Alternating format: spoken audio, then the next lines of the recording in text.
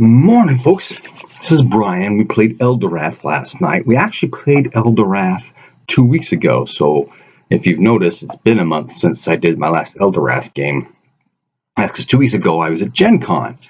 And while I was able to Discord into the game itself with my laptop, I had to do it in the convention center, actually in room, I think it was 141, where Chaosium was running their game, so it was kind of noisy in the background. Had to use a little push to talk. I was just in the kind of corner with my laptop up, so I did not record. Although, thinking back, I probably could have recorded that session, but I didn't. C'est la vie. So, that session was 19. The session last night is 20. So, 19 and 20 combined.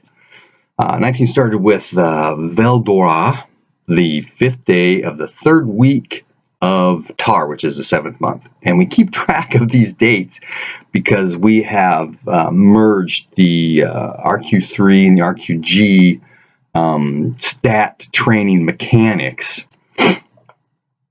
so that our players, in their off time, are working on developing one of their statistics. Wes is actually working on his dexterity. If he gets this point of dexterity up, he'll be able to get a second attack with that dagger, left-hand dagger, in at the end of the round. So he's looking forward to that. And other guys are, doing other stuff.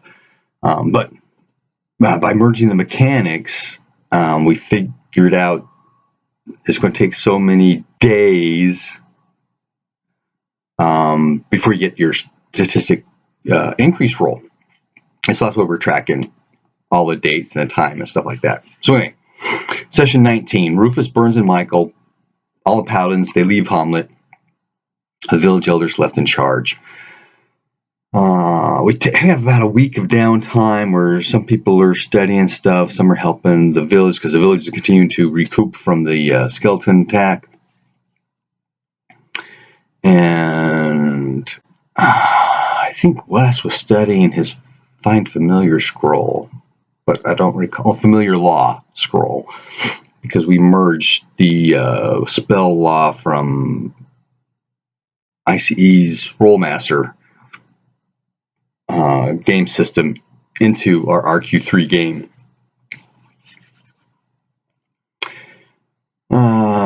Then we decide that we're going to go back into the swamp, go to the temple itself, and do a sweep, make sure it's completely cleared out, see if there's something that the paladins may have missed, because they were focused on getting the cauldron and fighting the great evil they found there. So we're hoping we can find something back. So all that together took about 5 days, where we ended up that session finding some goblins. And so there's goblins attack. So session 20, the goblins attack. We're actually split because there's a balcony above the circular chamber of the temple. And I didn't realize it was an actual balcony. I just thought it was like a hidden service corridor kind of thing up above and going around the whole thing. But no, it's actually a balcony. And the party is split. Wes and Raymond are one side. Alvis and Runt are still on the ground in the middle looking up, keeping an eye out for other things. And then Alexander and Tindo are on the other side. So we meet about the same time because we're going about the same speed and, goblins attack. So we dispatched them fairly quickly. Alvis and Tindo and Alexander do a much quicker job than Raymond and Wes. Raymond kept missing. And thankfully, the goblins missed a lot. Wes actually got a couple of parries in with riposte, but he was not successful with the attacks. It's true, the attacks were not successful, so I should probably uncheck the fencing skill because it wasn't a success. Yeah, I probably should do that. Anyway, but Wes did get a confusion spell off on a goblin archer, so that gave me a power check. a power gain check. So there's a bonus there. And then he was firing.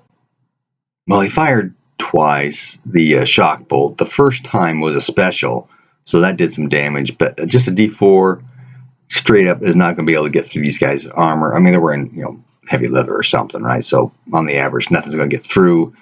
So Wes is rethinking some of that. Some of the stuff he has been discussing, or I have been discussing with the GM, is being able to fire a shock bolt through his rapier. So, he casts a shock bolt, holding the release until the attack. If the attack's successful, he releases the shock bolt. So the shock bolt damage and the rapier damage together, might actually do some damage. So that's something he's been playing with in the background of his mind. But Runt, with his new bow, has been firing up into the balcony. He missed every single time. Eventually, Raymond got a special, or did he get just a regular hit? He may have just got a regular hit. But it was enough damage in the abdomen to take the goblins down. The abdomen on the goblins on the other side also got hacked on and taken down. Alvis climbed up the vines. Oh, and Tindo did the calming spirits on 2 of the goblins on that side, and so they're being friendly and stuff, and one of the goblins actually helps him up. They end up attacking and killing those guys.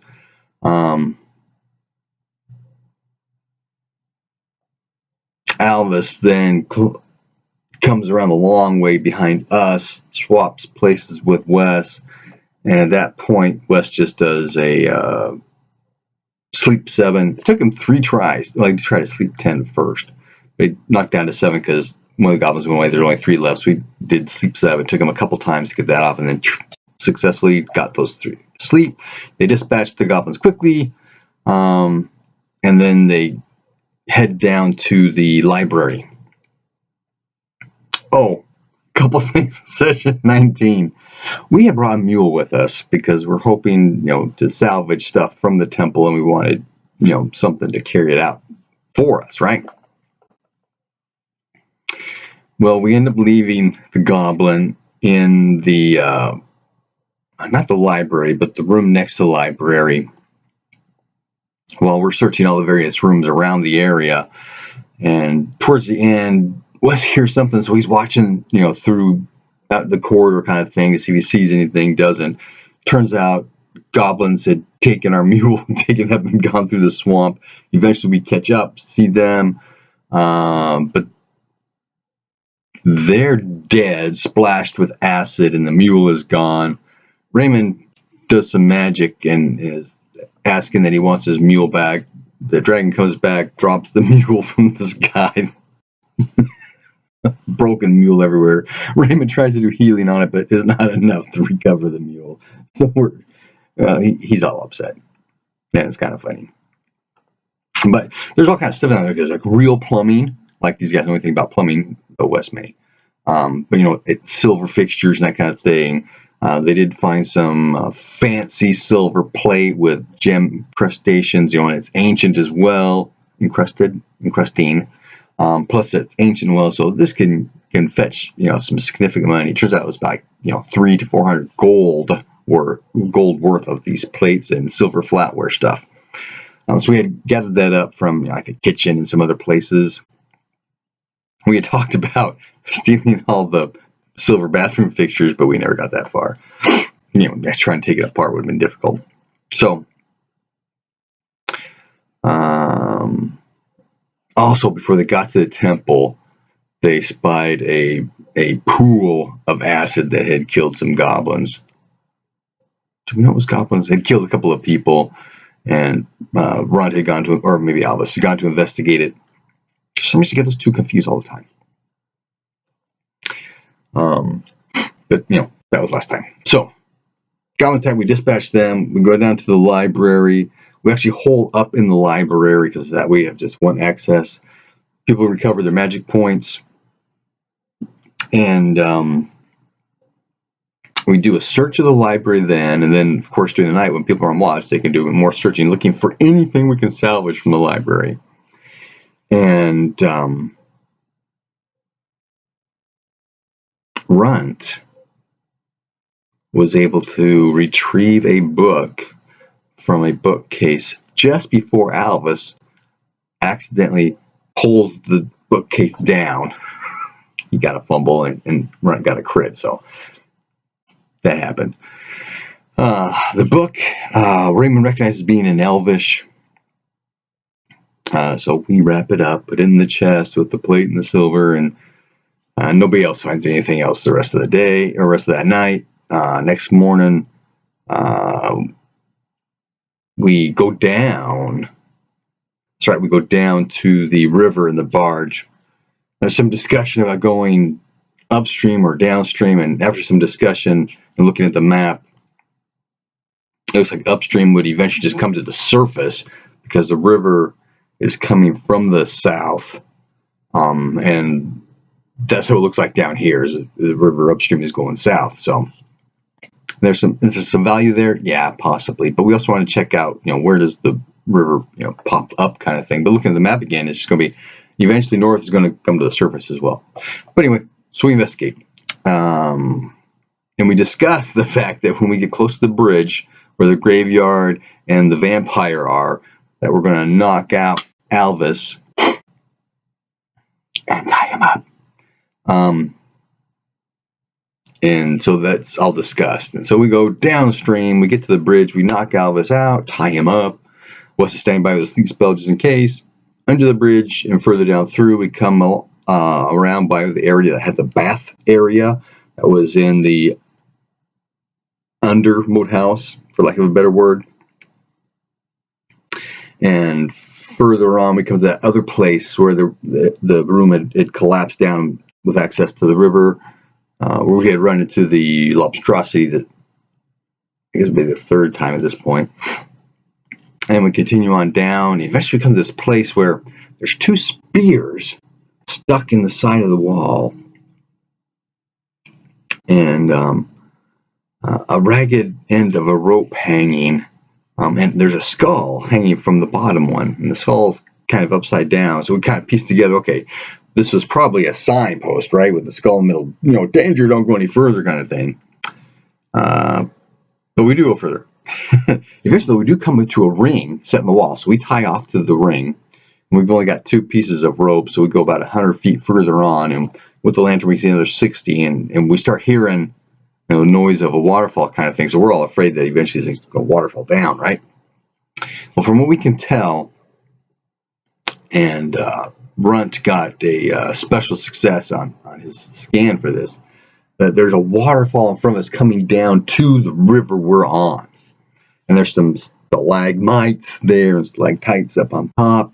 And there's a bunch of wooden debris there. So obviously some people have crashed into this thing. But Brunt does notice that you'd expect if the waterfall coming to the river were just hitting the river, that just all this backsplash and foaming stuff and things like that, and there's not. So it's almost like we would have a waterfall coming off and the waterfall coming down come together into going down. So we kind of think. But we can't get any further. So the idea is, okay, let's go back to town, get 200 feet of rope so we can tie off and actually come down as close as we can to the waterfalls and see what's going on, because Wes is kind of thinking the lobstrosity is getting through these things to back behind us from up in front of us. So there's got to be some kind of connection somewhere. So we pull back to the ring, untie the rope, go back to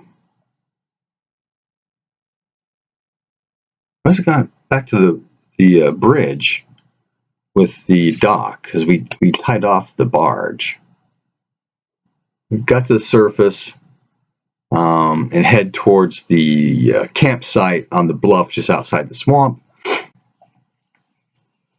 On third watch, which is Wes and Alexander, something happens we don't notice, and this beastly black claw grabs Wes, and this long sinewy neck with a head on it says, "Where are you going? You said you would kill her." The dragon not letting us leave. And Alexander missed his saving throw, so he was frozen in fear. Wes says, "Do you know where she is? We've been looking. We can't find her." He says, "Look harder." So the next morning, Wes explains all this to the party. Okay, what are we going to do now?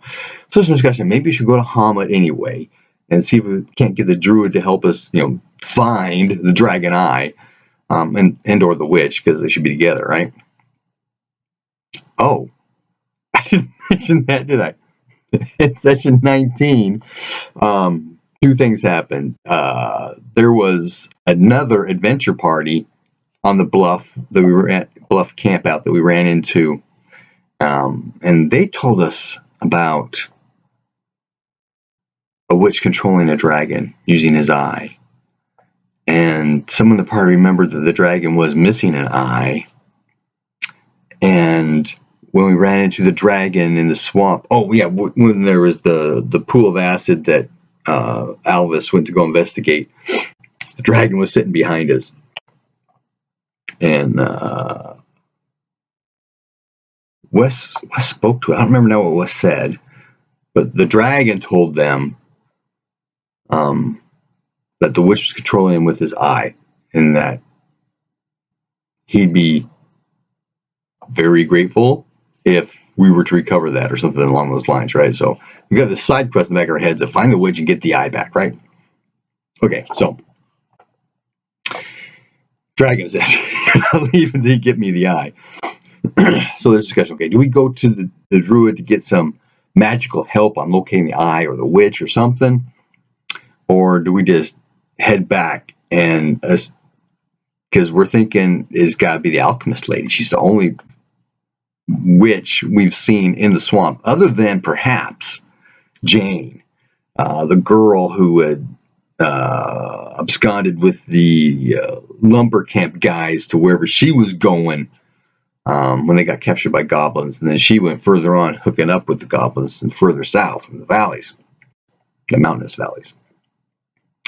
But we're all pretty much thinking that it is the alchemist lady, right?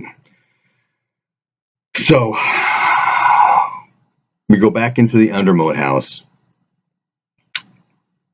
go and check out the alchemist lady. We're bringing the chest with us. We've got the fancy plateware and flatware, plus the book, possibly, for barter purposes, to see if the idea is to talk with her, do this conversation stuff, to see if we can't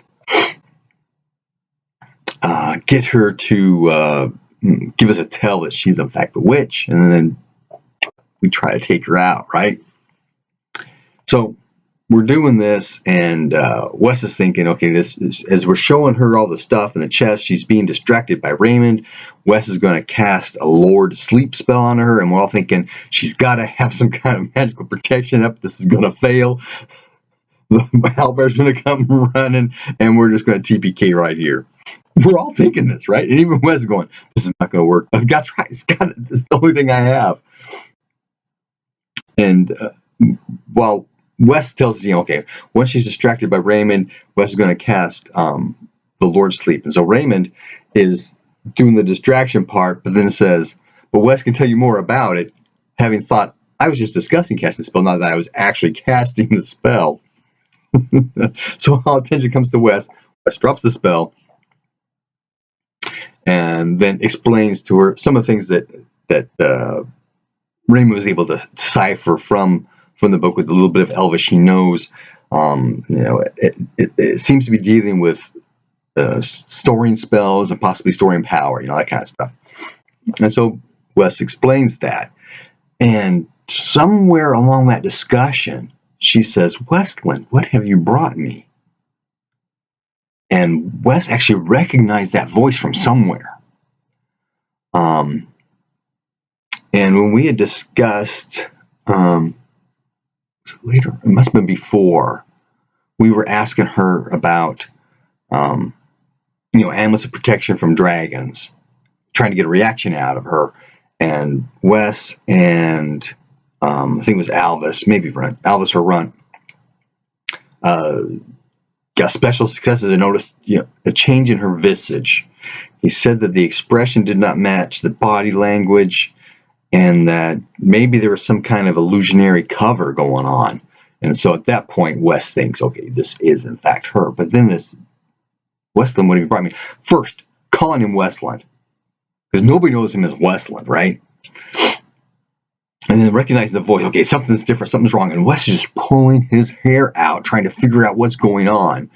Well, some of the party is still thinking, okay, she is the bad guy. We need to take her out. And then other parts of the party going, what's going on? What are we really trying to do? But eventually, Wes starts talking to her about the dragon. Okay, we need, can you do finding magic? Well, yeah, okay. We need to find a dragon's eye. And eventually we get into the whole witch story and the fact that the dragon told us and she's scoffing at that, but then we told her about the party told us about it. And so she starts piecing stuff together and we start spilling, well, Wes does. Wes starts spilling the beans about everything he knows. And so she realizes that there is, in fact, a witch in the swamp, and that is bad news to her. So there's more discussion going on, and she says, okay, it's going to take me a couple of days. Come back in a couple of days. And then she turns and walks out. Where she says, I'll be back in a couple of days. And turns and goes through her doorway to her back room. And at that point, because this is the first time that I believe Runt has been down here, and so the GM gives a description of all this stuff, right? So we back out, we head down to the fairy room. That's what I call, or yeah, that's what Wes calls it. It's a magical, the door that opens to a magical room. There's like a knoll, is how the GM calls it, a knoll, and on top is a henge. There's a path up to it. Runt freaks out because apparently henges are bad news to him. You know, his grandmother used to tell him horror stories about that kind of stuff. As we go in, I just tell him, hey, stay away from the henge. That's when he starts freaking out. But this is a nice safe place to camp. We do for 2 days. And that's where we ended the session because the GM wasn't ready to investigate things further. He had thought for sure that something would have happened. Either we would have initiated something and then she would have attacked in retaliation, or that we had done something stupid and she would tire of us and attack anyway or something. You know, that's what he was actually planning on to have happening. But she's got that staff with the lightning bolt and stuff like that we know that would just toast the party. Oh, man. Oh, so we ended the session early. Oh, let me see. Did I miss anything? Why is it not? There we go. Okay.